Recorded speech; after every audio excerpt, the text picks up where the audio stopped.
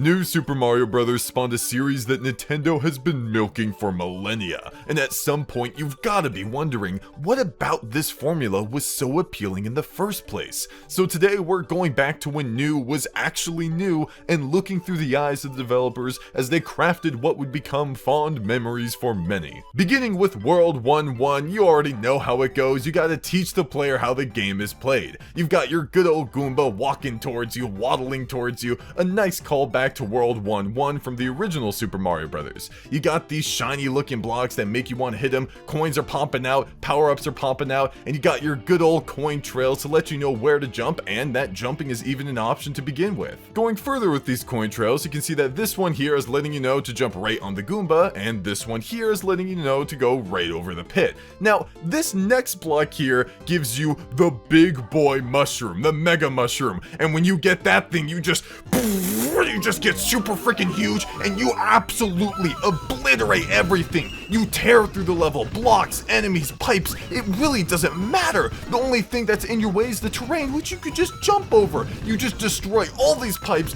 all this terrain, and then BAM! You get rid of the flagpole, all the one-ups drop down, Mario's like, I don't freaking know, and then you destroy everything. That's the Mega Mushroom, okay?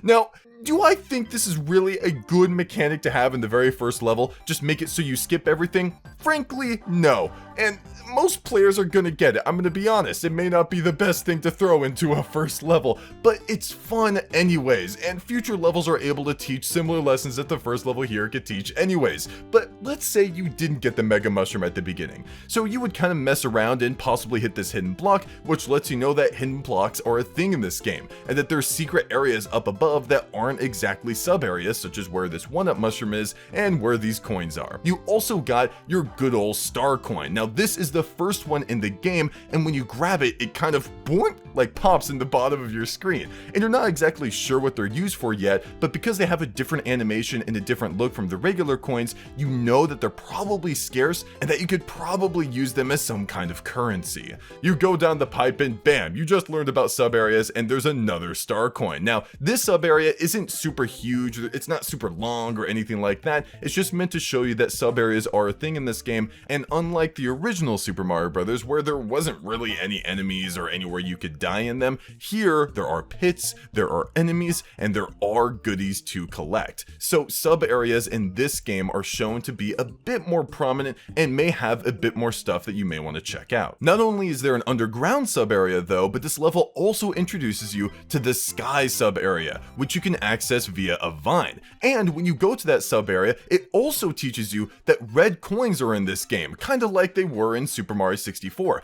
except when you collect 8 of them this time, it won't spawn a star or any kind of end game objective, but it'll give you an item depending on what power-up you currently have, which is actually pretty cool. On your way down, you'll find the third and final star coin, which you need to ground pound for. Now, that may not be as obvious to players because there were no ground pounds in Super Mario Bros., Super Mario Bros. 2 The Lost Levels, the regular Super Mario Bros. 2, or Super Mario Bros. 3, or Super Mario World. Ground pounding is like a completely new addition in the 2D Mario sphere, but when you go for it while you're big, then you'll destroy the blocks. I clarified while you're big because when you're small, you can't destroy these blocks, showing that not only is there an endurance difference, as in you're able to take one hit when you're bigger, but also a power difference, as in you're able to actually ground pound and destroy blocks when you're bigger. At the very end, you'll meet Starry the Staircase, whom I hope you didn't destroy with a Mega Mushroom because he lets you get onto the flagpole, closing off a very cute, succinct introduction to the game. 1-2 opens you up in the ground pound animation, so if you hadn't learned how to do ground pounds in the last level, then you sure as heck will learn how to do them now, especially because they're showing you that you can get rewards for doing so.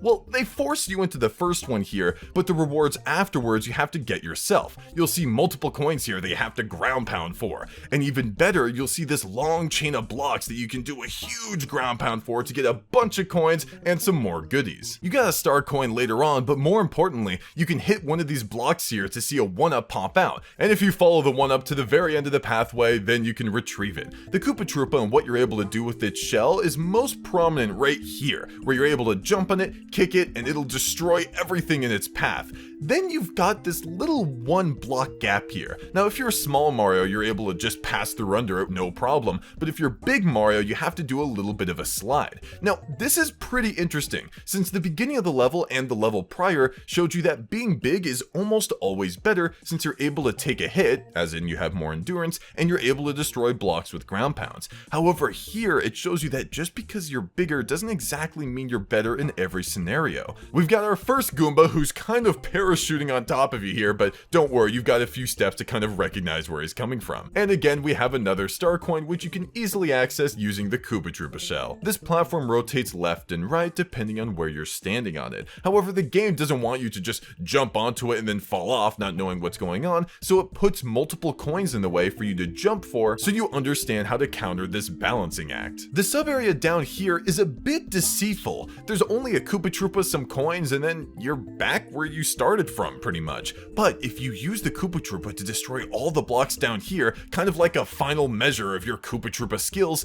then you'll find all these Goombas, which again doesn't really make much sense, but when you hit this block right here, you'll see a Mega Mushroom which you can use to obliterate all the Goombas. Now you probably destroyed everything here and got a little confused, like okay, what now? And if you mess with the controls a bit, you'd find out that ground pounding actually causes coins and Goombas to fall from the sky, further increasing that meter so you can get more 1-ups. We have another Koopa Troopa shell test here where you can hit him into the block and get a power up. And if you try to get the power up using a ground pound, it's just gonna fall into the abyss, so it definitely wants you to use a shell for this part. I actually really love what they did with the ceiling here. When you take it, it just kind of ends with no real reward. But if you use the new mechanic that was in this level, which is the little platform that turns left and right, and you make it tilt all the way up and then go on the ceiling, you are then rewarded with your, not exactly warp zone, but a star coin and a secret exit. Yeah, there's secret exits in this game, so they aren't exactly like warp zones, but they do let you skip multiple levels and move on in the world map. I always felt like this was a good move, because although warp zones are good for speed running the game,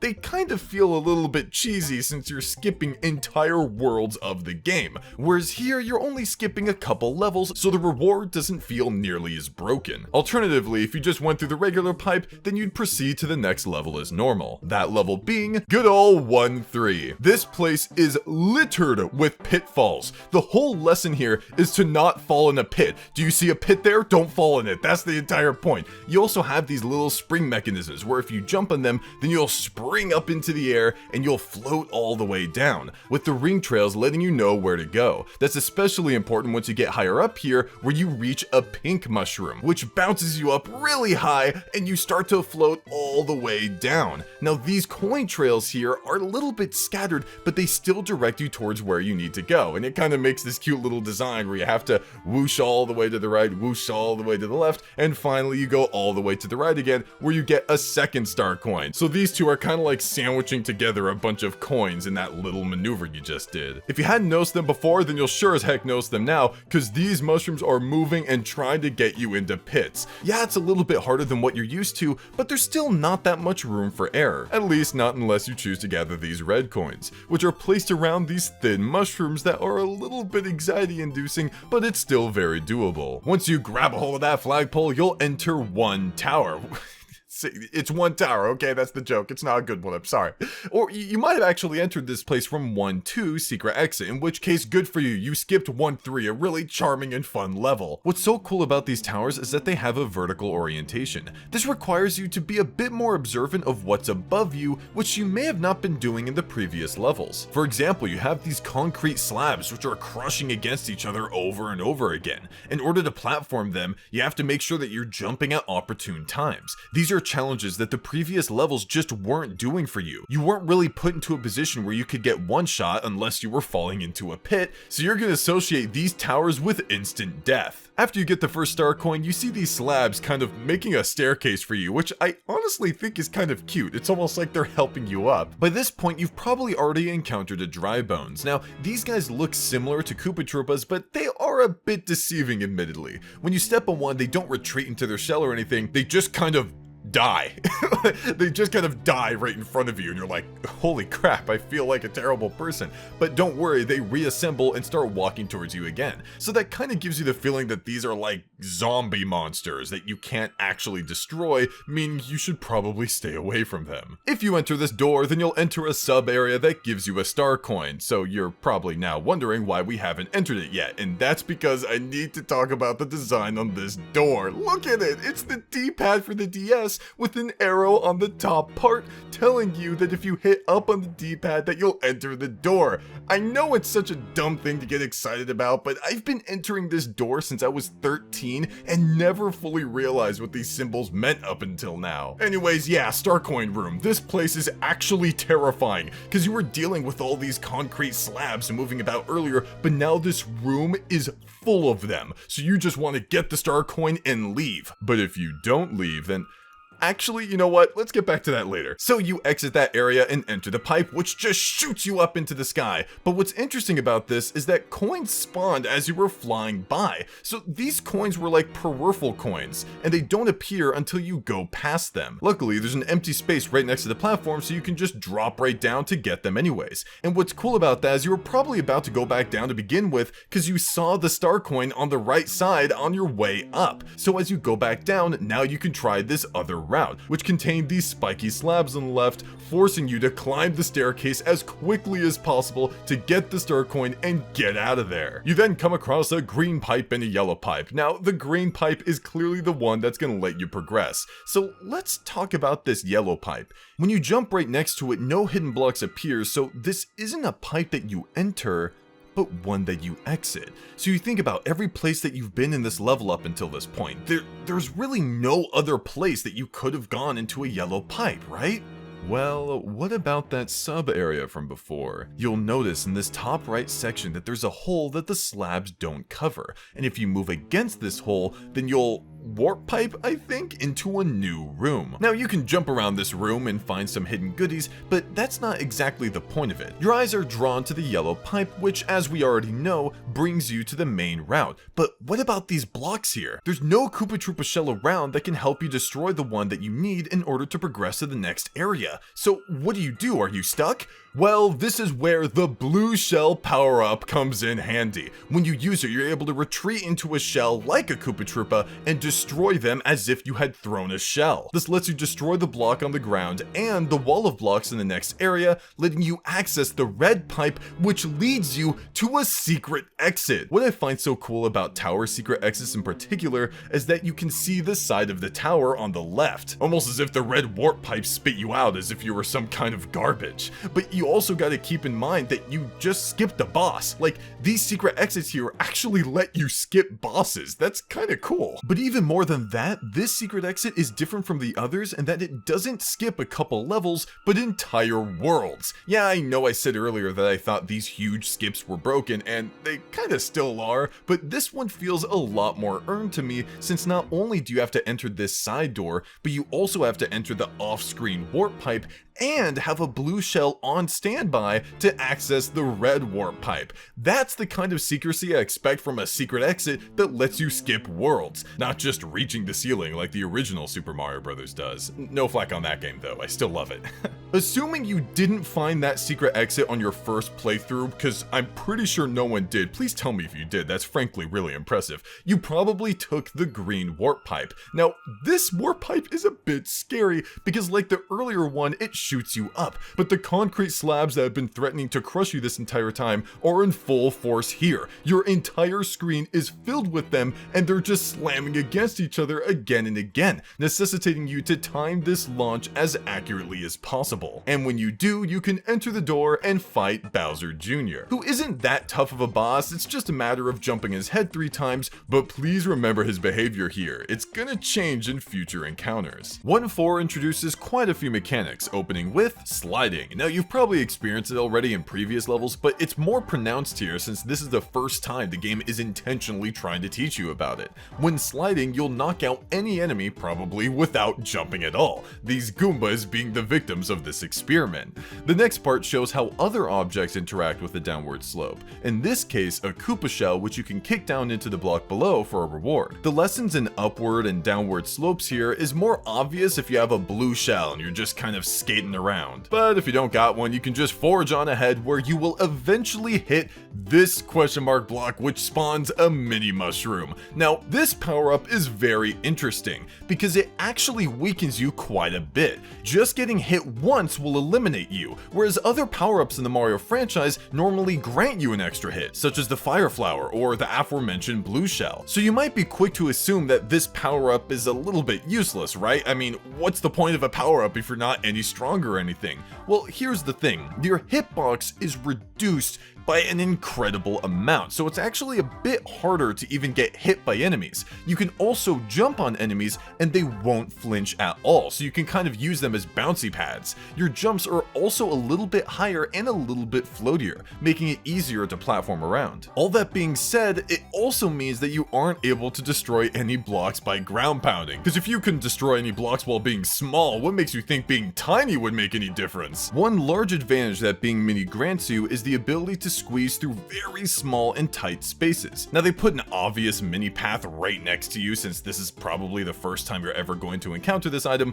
but sometimes you have to go out of your way to find them. Entering this warp pipe will bring you to a mini sub area. Now this place shows you yet another power of the mini mushroom, and it's the ability to stand on water. Now you can't literally stand on water for multiple seconds or else you're just going to start drowning, but you have to be moving at least a little bit. That's why they have this coin trail here to kind of try and goat you into running after them. It's a cute way to show off the mechanic and show off how floaty you've become. The next section, funny enough, is actually worse if you're mini. Due to your stature, you have to ground pound to deal damage to any enemy, and even if you do that to this Koopa Troopa here, you're too small to carry its shell and throw it into the block breaking simulator. Experiencing how this power up can be good via the mini sub area from before, just to get slapped with how it's bad, is a memorable contrast that teaches you the advantages and disadvantages of this power up, since despite being a power up, there are drawbacks. Throwing the shell in here lets you watch a cutscene with a 1-up as a reward. Oh, and you also gain access to another sub area that shows off another mechanic, the P switch. When pressed, it turns all coins to blocks and all blocks to coins. Like any good presentation for a new mechanic, it gives you a simple challenge for you to better understand how it works. No point in complicating, just a straight shot to the player's brain. This red warp pipe constantly spews out Goombas non-stop. This pipe is by no means our first example of one that does this, but I feel it's the most prominent one with its eye-catching color. Defeating whatever enemy it dumps out doesn't stop this train, and it becomes pretty apparent to anyone playing that it'll go on forever, so you can just move on, unless you just kept killing these guys for no reason, you little spawn camper. This third star coin area looks like a death trap. You've got this one block hole that you have to get through, which you normally know is by sliding, and then you have this one block wide pit. So you think to yourself, okay, so there's no way I'm getting past that, right? But no, you have to trust what you've learned in the level before. Sliding has its advantages, and there's a slope right here. So regardless of you being big or not, you should be able to make this, and you can. You can just run along it if you're small, run along it if you're mini, or you can slide down there if you're big. And now you know that if you're sliding down a slope while big, that it's the same as if you were sliding while crouching. The final section has a bunch of Goombas that keep getting spewed out from this yellow warp pipe. You have to fight them uphill, but once you get past them, you can clear this level, which taught you quite a few more mechanics than you might have expected. If you thought this level introduced quite a few mechanics, then check out 1-5, which has a similar look to 1-3, except most of the mushrooms here are magenta colored and springy. This first section eases you into the motions with no enemies on screen. It just lets you chill and learn how the bouncing works, even offering a star coin as a little reward for figuring out how to bounce higher. This normal green mushroom is a nice breather where you can reflect on all that bouncy goodness before continuing on to a harder path with enemies on it and differing elevations. Soon enough, the mushrooms you're bouncing on start separating a little, but not too much since the game doesn't want you to die just yet. That's for later. For now, we have a cute little intermission where you get to experience the pulleys that are affected by weight. You'll notice that a star coin is yet again being used as a way to make you perform a certain action. Whereas coins coins are like arrows telling you where to go, star coins are like flashing signposts saying, hey, I'm here, figure out how to get me. And this is all communicated through visuals and sound effects alone. The next set of pulleys requires a longer jump, but they give you a free holy crap platform in case you fall. The set of pulleys after this one isn't as kind though, but once you pass that, you completed the intermission segment and quickly learned about a new mechanic for the future. Taking the warp pipe brings you to a sky sub-area with a mushroom that carries you along. You could just bounce on the lower mushrooms, but the coins up high make you want to stay on the moving mushroom, and it's a good thing they do so because that's the only way you were gonna get the high up star coin at the end of this section. It's also pretty cute how the coins are in the shape of a mushroom here. If you didn't enter the warp pipe to the sky sub area, then you'd get your first look at a paratrooper who's making it pretty clear that he'll die if jumped on. Who cares though, am I right? This final section lasts a while since it's the culmination of what you learned in the beginning. It's got multiple elevations of mushrooms, all the enemies you've seen already, and even a challenge in the form of these red coins to test how comfortable you are and your bouncy movement. These last few platforms are way separated as you claim the flagpole once more. But what if you didn't play this level? What if you instead paid 5-star coins on the world map to gain access to 1A? Not only would you be learning of the true power of star coins, but you would also be taking an alternate route to the final castle of the world. That route being composed of water. Yeah, I'm gonna keep it real with you guys. I don't like water levels in this game. Look, I'm okay with water levels in some games, but I'm telling you, man, Mario games and water levels just do not mix most of the time. They tend to feel sluggish in their movement, and they tend to just not feel that good, and it's kind of evident here. Trying to move around feels a little bit floaty, and getting hit by these cheap chiefs just doesn't feel nice at all. What is nice, though, is floating around this section with a blue shell, because that actually increases your mobility in the water. I didn't know that for the longest time, but knowing that now makes these levels a little bit better. Not as good as the overworld levels or the underground levels or the castles or towers, but a little bit more manageable. Anyways, it begins you off with actual flooring, isn't that crazy? So even if you don't know how to swim at all, you're gonna land on the floor here. And then it eventually strips that from you, saying, hey, if you don't press A to swim here, you're going to drown. Yet again, we see a P-switch, but this one is a bit different from the one that we experienced in that one previous sub area. The one here doesn't turn coins to blocks and blocks to coins, it instead spawns a bunch of coins in a similar manner that the red ring does for red coins. As they try to gather the coins, most first-time players will inevitably bounce on these bubbles because they're supposed to be so fun and charming, but no, they're irritating. They get in your way, steal your lunch money. God, they're so annoying. So what's cute in this next section is that there's a lot of hidden blocks around. Now, this can kind of be a little bit freaky to you because you're swimming up and these blocks just bonk you down, so that kind of necessitates you to be hitting your A button to swim up a little bit faster than you normally would. It's also kind of a funny bait because you see the star coin and it looks like it's up for grabs and super easy to collect, but all these blocks just keep getting in your way. The second star coin in the level is a sub area, although not one that you're really used to. It's a sub area in the overworld. Now, this place isn't even really that difficult. You just come up from the pipe, grab your star coin, and then go back down the other pipe. In fact, the starting pipe isn't even that difficult to get in to begin with, which kind of makes me think that the whole point of this sub area is to show you that overworld sub areas exist, or that sub areas in the underwater levels are a thing at all. Those really are my best guesses, honestly. I don't know why this section is so easy. Oh wait, no, I know what the difficult part of this is supposed to be. It's the fact that this level is an auto-scroller. Why is it an auto-scroller, man? I mean, maybe that's what they thought was so difficult about this, that the level's scrolling and you have to just, squeeze into this pipe while it's scrolling. What was the point of making this an auto-scroller? Well, where's the fun in that, man? God, I'm trying to not get annoyed by this, but it's so hard not to. When you have these levels that are almost unanimously hated by almost everyone that plays them, and they would rather be playing different kinds of levels, and then they make them auto-scrollers. Like, there are two things that people don't like in platformers. It's underwater levels with bad sluggish controls, and it's auto-scrollers, and then this game just decides to smack them together, man. Trying our best to ignore all of that, you'll see a very interesting block that's cycling through a bunch of different power-ups. Now, I'll admit the speed at which it's cycling through all these guys is a bit too fast for any normal person to time, but if you manage to do it, then you'll get whatever power-up that it was on when you hit the block. In this case, if you get a star, then that will be especially useful because you're able to knock out all the sharks that are coming at you from every which way, and you can also go through this red ring and collect all the red coins as it's auto-scrolling and get your reward at the end without worry of any kind of opposition. If you didn't get the star from this thing, then just dodge the guys, I guess. Here's our first instance of warp pipes that affect the water current, and in this case, they're blowing you up.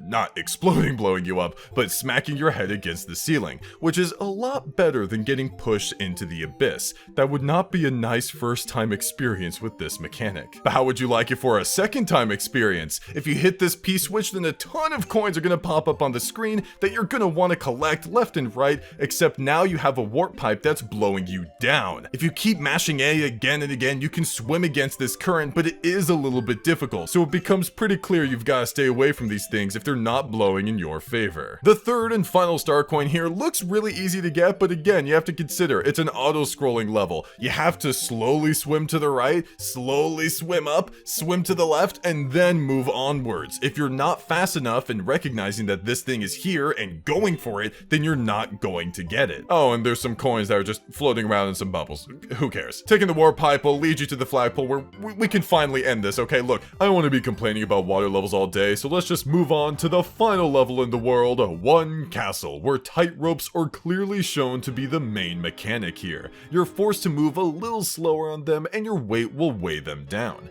I'm sure people who haven't played a Mario game before would assume the lava in this level is an instant death if you touch it, but even if you didn't think that and for whatever reason wanted to try dipping into it, you'd probably be doing so in this puddle of it, since it's the first piece of lava you see, and when you die here, you'll spawn only a few steps away. Having the instant death so close to spawn doesn't sound like a big deal, but I think it's pretty important for a game to clarify what part of a level is instant death as soon as possible so that the player doesn't feel cheated if they die to it. Those concrete slabs from one tower make a return, except this time they're bathing in lava, and you've gotta climb them. This first one is pretty safe and shows you the ropes, but the next few just kind of throw you into this battlefield with multiple pits in lava, different elevations, and potaboos. This difficulty spike should be a given considering it's the final level of the world. As soon as you clear them and tickle the dry bones ribcage, you'll come face to face with slabs that put the earlier ones back in the tower to shame. These bad boys are eager to crush you into the pavement. They're brutal, but the level doesn't have you guess where the safe areas are. It shows you via the blue blocks on the floor, with each safe area getting thinner and thinner as time goes on. The ending of this section really tests your grit by teasing a star coin right above your head, a testament to overcoming your fear of becoming a pancake. The final section of this castle combines tight ropes, slabs, potaboos, and dry bones, all of which you experience individually earlier on in the level. Game Design 101, everybody. What's most terrifying about this area though is this star coin, which if you see it at the wrong time, looks completely unattainable due to, you know, floating above lava. But if you wait long enough, then you'll see that a tiny slab appears for you to stand on. Good luck. While I would absolutely love to move on to the final boss of this world, we still have to cover the third star coin of this level. Yeah, that last star coin we got was only the second one, remember? So where's the third one, you ask? Upon examining everywhere past the second star coin, there doesn't seem to be anywhere for the third one to hide. You might assume that it's in the boss room, but nope, not here. So where is it? Well, if you're an aspiring game developer or currently in the industry, I would like you to direct your attention to the screen so that you can see how to not hide a secret location in a level. The third star coin can be found when you enter this warp pipe up here. Yep. That's all you gotta do. Some of you are going to intuitively know why this is bad design, whereas others may not see it at first, or just don't think it is. To start things off, the camera in this level has been stationary on the Y-axis the entire time. No matter how high you jumped, or how low you fell, it would not move up or down, not even once, nothing. This will, of course, leave an impression on the player that the camera will continue to not move up or down, and that everything they see is all there's gonna be, to then slap a warp pipe out outside of the player's camera is abysmal design. And you know what's the worst part? This problem could have easily been fixed if they had just put coins that led to the pipe. But ZoomZike, there's coins right there. Doesn't jumping to them expose the pipe? No, they don't. You can jump past them and still not see the warp pipe get exposed. Your leap's gotta be as high as possible for that. All they needed to do was put some coins near the top of the screen, but because they didn't, I'm positive a lot of players ended up not finding this star coin, at least not without a guide or just randomly jumping around, both of which I do not want platformers to normalize. And before anyone says anything, the hidden warp pipe in one tower is better because there's a clear hole that the player can easily check out, whereas here the top of the level looks like any other section. Anyways, after procuring that abomination, you may enter the final hall, which contains statues that foreshadow the upcoming threat that is Bowser Jr. Nah, just kidding, it's Bowser, who can easily be beaten by fireballs or simply landing on the switch behind him. You can reach it with a regular jump or by jumping from the floating platform to the left, in case you're worried you can't make it. Whichever method you chose, what follows is a, frankly, disturbing scene of Bowser thrashing about in the lava, just burning until he's nothing but bone. And what does Mario do? He just cheers, okay. Never change, Mario, never change. Despite the princess actually being in the right castle for once, she's taken away by Junior, thus wrapping up World 1. A solid introduction to the game, not one without flaws as we've seen, but solid nonetheless. Thanks for watching, and I'll see you next time when we visit World 2.